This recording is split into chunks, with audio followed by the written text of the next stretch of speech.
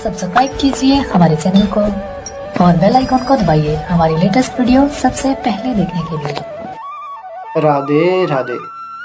आज की इस वीडियो में हम बात करेंगे कृष्ण के व्यक्तित्व के बारे में। कृष्ण के व्यक्तित्व में आज के युग के लिए क्या क्या विशेषताएं हैं और उनके व्यक्तित्व का क्या महत्व हो सकता है, इस पर कुछ प्रकाश डालेंगे। कृष्ण का व्यक्तित्व बहुत ही अनूठा है। अनूठेपन की पहली बात तो यह है कि कृष्ण हुए तो अतीत में है, लेकिन है भविष्य के। मनुष्य अभी भी इस योग्य नहीं हो पाया कि कृष्ण का समसामयिक बन पाए। अभी भी कृष्ण मनुष्य की समझ के बाहर हैं। भविष्य में ही यह संभव हो पाएगा कि कृष्ण को हम समझ पाए। इसके कुछ कारण हैं। सबसे बड़ा कारण यह है कि कृष्ण अकेले ही एक ऐसे व्यक्ति हैं जो धर्म की परम गहराइयों और ऊंचाइयों पर होकर भी गंभीर नहीं, उदास नहीं, रोते हुए नहीं है। साधारणता संत का लक्षण ही रोते हुए होना है। जिंदगी से उदास, हारा हुआ, भागा हुआ। कृष्ण अकेले ही नाचते हुए व्यक्ति हैं, हंसते हुए हैं, गीत गाते हुए हैं। अतीत का सारा धर्म दुखदाई है। कृष्ण को छोड़ दें तो अतीत का सारा धर्म उदास, आंसुओं से भरा हुआ था। हंसता हुआ धर्म, जीवन को समग्र रूप से स्वीकार करने वाला धर्म अभी पैदा होने को है। निश्चित ही पुराना धर्म मर गया है। पुराना ईश्वर, जिसे हम सब अब तक ईश्वर समझते थे, जो हमारी धारणा थी ईश्वर की, वह भी मर गई है।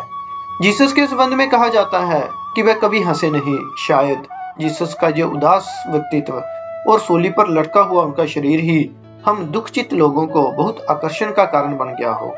महावीर या बुद्ध बहुत गहरे अर्थों में इस जीवन के विरोधी हैं। कोई और जीवन है परलोक में, कोई मोक्ष है, उसके पक्षपाती है।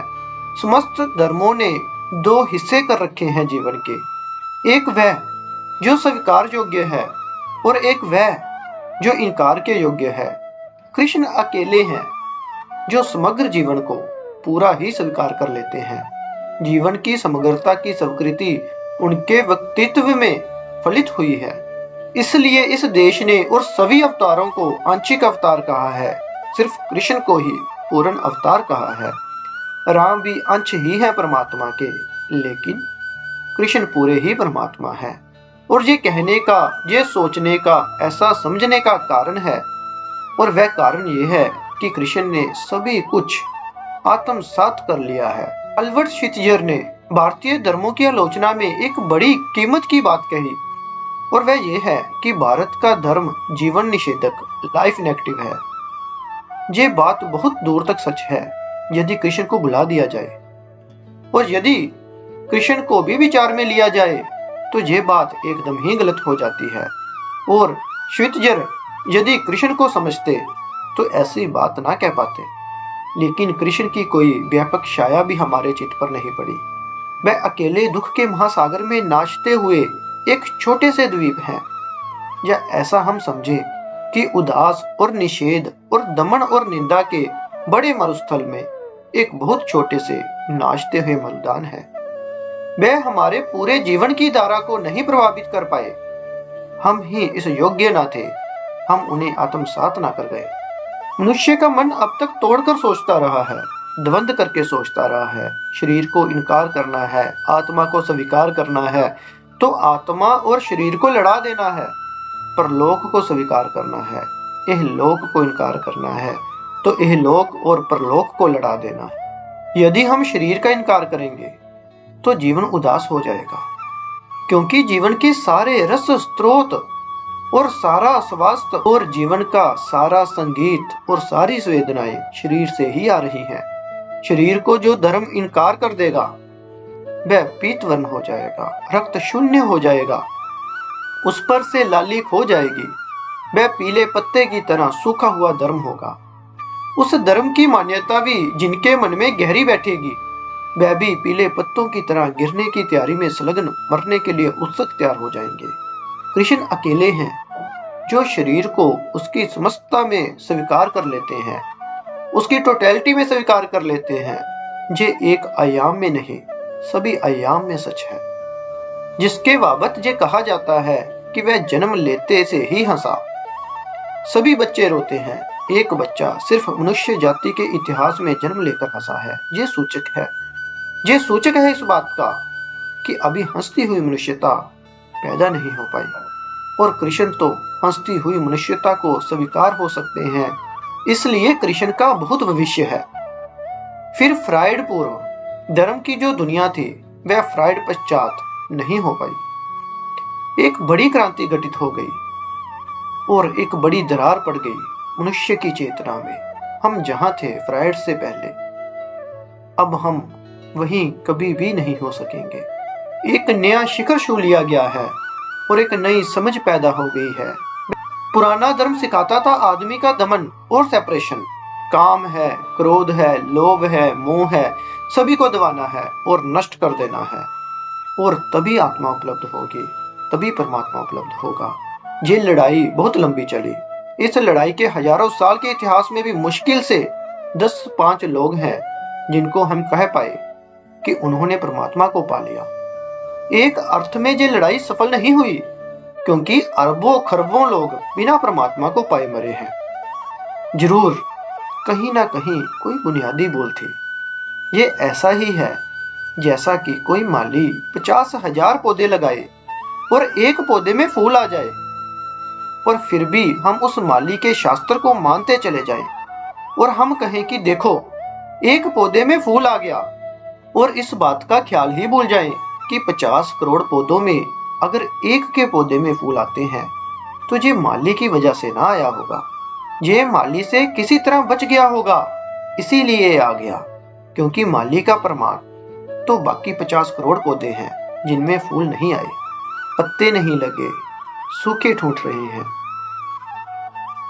एक बुद्ध, एक महावीर, एक क्राइस्ट अगर परमात्मा को उपलब्ध हो जाते हैं द्वंद्वग्रस्त धर्मों के बावजूद भी, तो ये कोई धर्मों की सफलता का प्रमाण नहीं। धर्मों की सफलता का प्रमाण तो तब होगा, माली तो तब सफल समझा जाएगा जब 50 करोड़ पौधों में फूल लगे और एक में ना लग पाए तो क्षमा योग्य है। कहा जा सकेगा कि ये पौधे की गलती हो गई, इसमें माली की गलती कोई नहीं। पौधा बच गया होगा माली से, इसीलिए सूख गया, इसलिए फूल नहीं आ सके। प्राइड के साथ ही एक नई चेतना का जन्म हुआ, और वह ये कि दमन गलत है, और दमन मनुष्य को आत्महिंसा में डाल देता है। आदमी अपने से ही लड़ने लगे तो सिर्फ नष्ट हो सकता है। अगर मैं अपने बाएं और दाएं हाथ को लड़ाऊं तो ना बायां जीतेगा और ना ही दायां जीतेगा, लेकिन मैं खुद हार जाऊंगा। दोनों हाथ लड़ेंगे और मैं नष्ट हो जाऊंगा। तो दमन ने मनुष्य को आत्मघाती बना दिया, उसने अपनी ही हत्या अपने ही हाथों से कर ली। प्राइड के बाद जो चेतना का जन्म हुआ और जो समझ आई है, उस समझ के लिए कृष्ण ही अकेले हैं जो सार्थक मालूम पड़ सकते हैं। क्योंकि पुराने मनुष्य जाति के इतिहास में कृष्ण अकेले हैं जो दमनवादी नहीं है।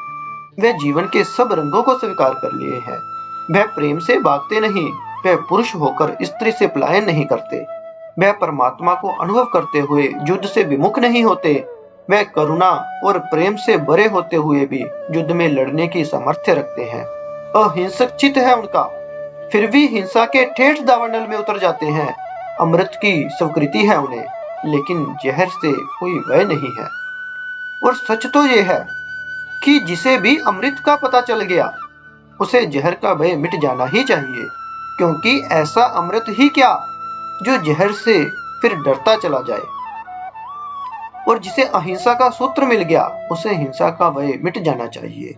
ऐसी अहिंसा ही क्या जो अभी हिंसा से व्यवीत हो और घबराई हुई फिरती रहे। और ऐसी आत्मा ही क्या जो शरीर से भी डरती है और बचती हो। और ऐसी आत्मा ही क्या जो शरीर से भी डरती हो और बचती हो। और ऐसे परमात्मा का क्या अर्थ जो सारे संसार को अपने आलिंगन में ना ले सकता हो। तो कृष्ण द्वंद्व को एक साथ स्वीकार कर लेते हैं, इसलिए द्वंद्व के अतीत हो जाते हैं। ट्रांसेंडेंस जो है, अतीत जो हो जाना है, वह द्वंद्व में पड़कर कभी संभव नहीं है। दोनों को एक साथ स्वीकार कर लेने से ही संभव है। तो भविष्य के लिए कृष्ण की बड़ी सार्थकता है, और भविष्य में कृष्ण का मूल्य निरंतर बढ़ता ही जाने को है। जब भी सबके मूल्य फीके पड़ जाएंगे और द्वंद्व भरे धर्म जब सबके पीछे अंधेरे में डूब जाएंगे और इतिहास की राख उन्हें दबा देगी, तब भी कृष्ण का अंगार चमकता हुआ रहेगा और फिर भी निखरेगा, क्योंकि पहले दफे मनुष्य इस योग्य होगा कि कृष्ण को समझ पाए। कृष्ण को समझना बड़ा कठिन है।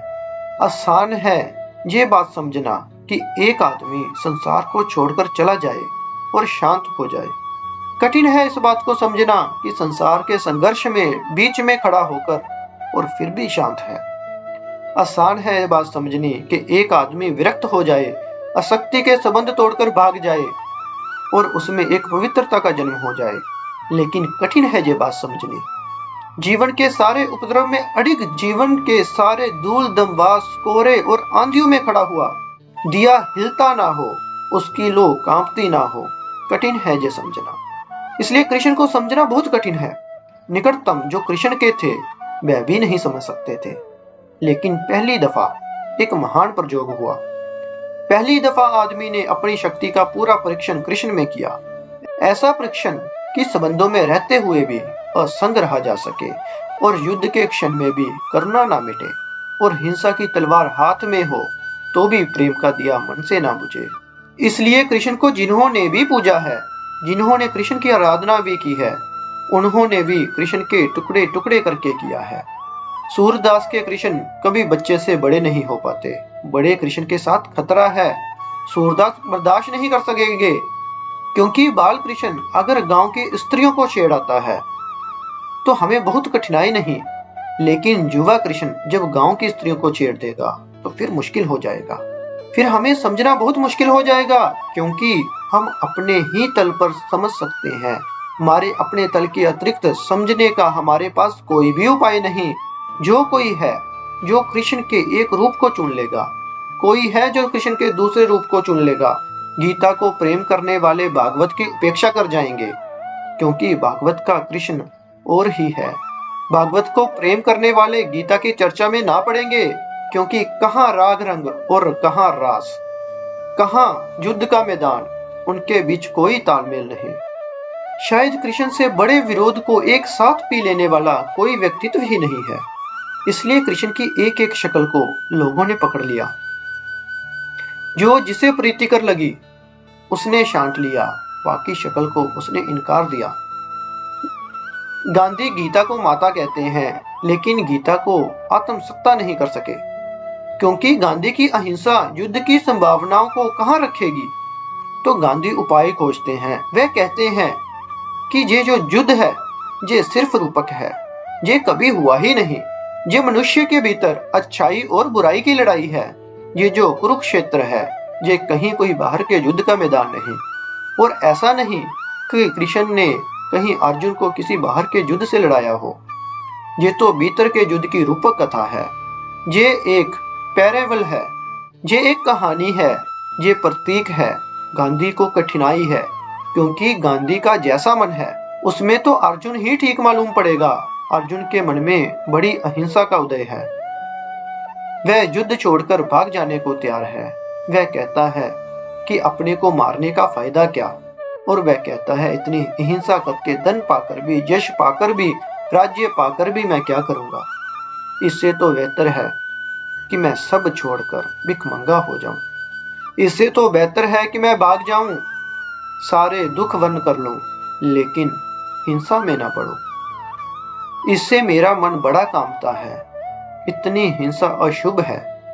कृष्ण की बात गांधी की पकड़ में कैसे आ सकती है, क्योंकि कृष्ण उसे समझाते हैं कि तू लड़, और लड़ने के लिए वह जो तर्क देते हैं वह ऐसा अनूठा है, उसको परम अहिंसक ही दे सकता है। उस तर्क को, कृष्ण का तर्क यह है कि जब तक तू ऐसा मानता है कि कोई मर सकता है, तब तक तू आतंकवादी नहीं है, क्योंकि तुझे पता ही नहीं जो भीतर है ना वह कभी मरा है ना कभी मर सकता है। अगर तू सोचता है कि मैं मार सकूंगा तो तू बड़ी भ्रांति में है पार्थ, बड़े अज्ञानता में है, क्योंकि मारने की धारणा ही भौतिकवाद की धारणा है। जो जानता है उसके लिए कोई मरता नहीं। तो अभिन्न है कृष्ण, उससे कह रहे हैं मरना और मारना लीला है, सिर्फ एक